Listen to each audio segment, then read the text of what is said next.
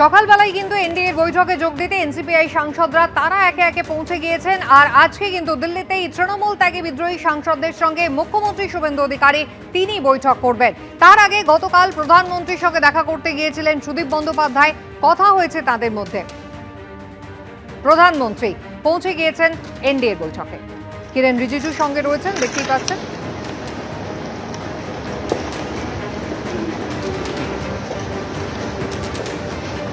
এনডিএর বৈঠকে যোগ দিতে প্রধানমন্ত্রী তিনিও এসে পৌঁছলেন। কেন্দ্রীয় স্বরাষ্ট্রমন্ত্রী তিনি কিছুক্ষণ আগেই পৌঁছেছেন।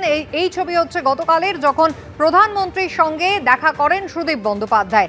এনসিপিআই এর স্বীকৃতি সমস্যা হচ্ছে, তাই নিয়ে প্রধানমন্ত্রীর সঙ্গে তিনি কথা বলেছেন। আজকে শুভেন্দু অধিকারীর সঙ্গে বিদ্রোহী তৃণমূল সাংসদদের যে বৈঠক রয়েছে তাও কিন্তু তিনি প্রধানমন্ত্রীকে জানিয়েছেন। সুদীপ বন্দ্যোপাধ্যায় গতকাল এমনটাই জানালেন।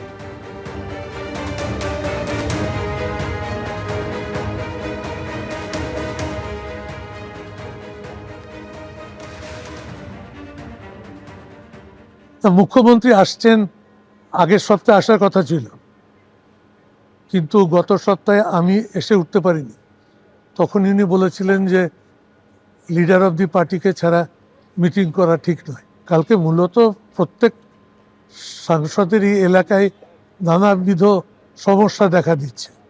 অনেক এখনো বাড়ি ঢুকতে পারছে না, অনেকে গৃহত্যাগী হয়ে আছে, ঘর ছাড়া হয়ে আছে, অনেক পুরনো এফআইআর তাদের এগেনস্টে আবার নতুন করে রুজু করে মামলা করা হচ্ছে, গ্রেপ্তার হচ্ছে।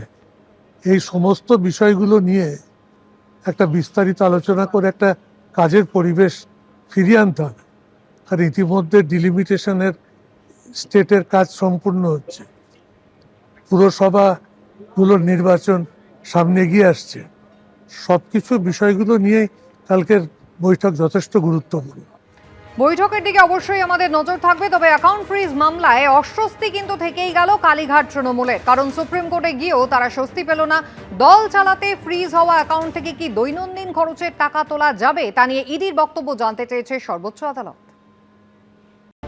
অ্যাকাউন্ট ফ্রিজ মামলায় সুপ্রিম কোর্টে স্বস্তি পেল না কালীঘাট তৃণমূল। ফ্রিজ করা অ্যাকাউন্ট থেকে টাকা দেওয়া নিয়ে ইডির বক্তব্য জানতে চাইল সুপ্রিম কোর্ট। সোমবার সুপ্রিম কোর্টে কালীঘাট তৃণমূলের আইনজীবী কপিল সিব্বল বলেন, দৈনন্দিন খরচ বহন করতে পারছে না দল। 36টি আলাদা অ্যাকাউন্ট ফ্রিজ করা হয়েছে, 215 জন কর্মচারীর বেতন দেওয়া যাচ্ছে না।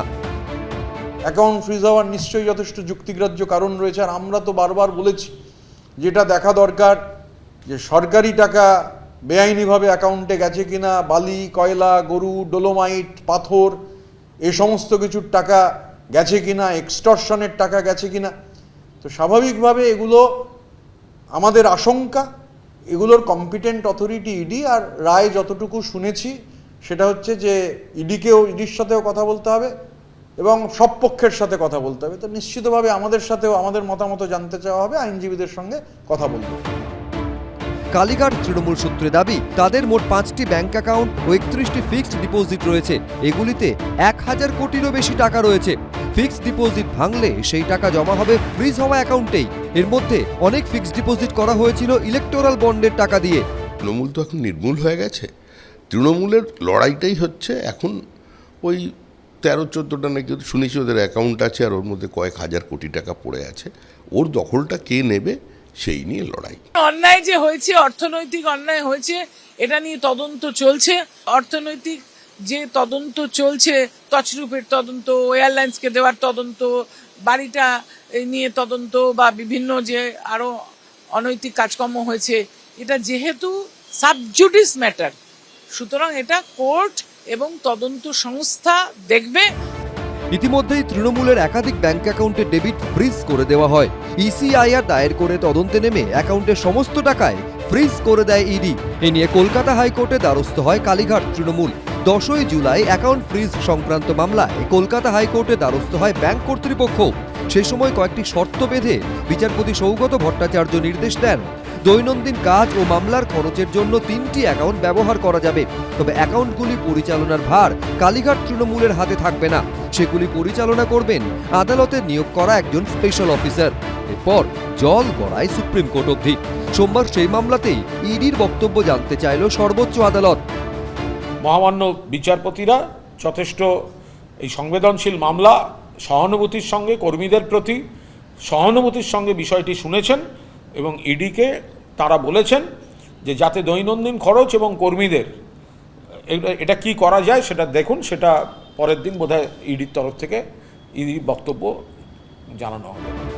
11ই আগস্ট সুপ্রিম কোর্টে এই মামলার পরবর্তী শুনানি।